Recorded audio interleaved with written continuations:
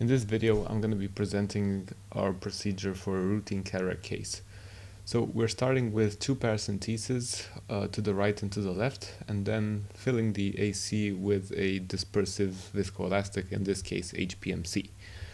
In the left hand, while doing the rhexis, we're stabilizing the globe with a non-toothed forceps kept closed in the incision, just as a means to stabilize the movements of the right hand.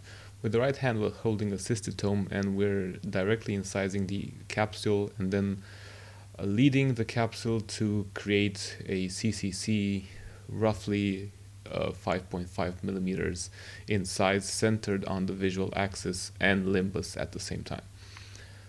Changing instruments, we're using a 2.2 diamond blade to create the incision, which is given a trapezoidal shape so as to have an easier time when injecting the lens. Then when performing the hydrodissection, which is usually done in multiple planes, but always being sure to cleave the cortex, because this makes the INA part of the operation much easier and smoothly.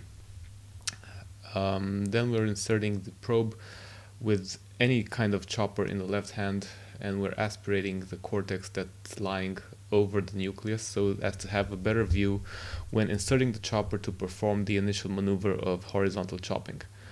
This first chop is unsuccessful, but the next ones prove to be successful in terms of dividing the nucleus and being able to separate the pieces completely to get a view of the posterior cortex. And this is the way you should be dividing the nucleus always. There's no point in getting a half crack or having a posterior leathery plate holding pieces together, because the point of the separation is to be able to move to the quad part of the machine settings to be able to emulsify the pieces in a very effective and efficient manner, because otherwise you're going to be stuck using the chop settings, which employ a lot of longitudinal phaco, which in turn cause more chatter and more endothelial damage. So rotating of the nucleus is very important in being able to get a good purchase with the probe on the pieces. So you need to be able to be proficient with your left hand as well as with your right.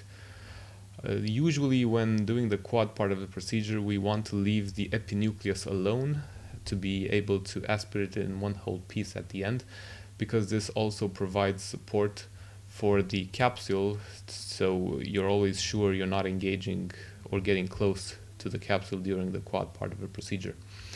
Now you're going to see something that I do not advocate residents do, which is aspirating cortex with the phaco probe, but on our machine this setting is quite safe, and if you change the parameters to the cortex and still use the phaco probe, generally the vacuum that's created is not that big and you're not usually in danger of aspirating the capsule.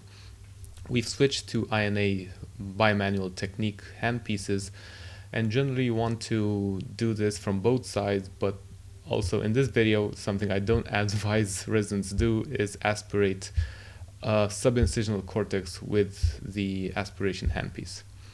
It's better to go opposite because you get a much stable chamber rather than try to force aspiration from underneath the probe.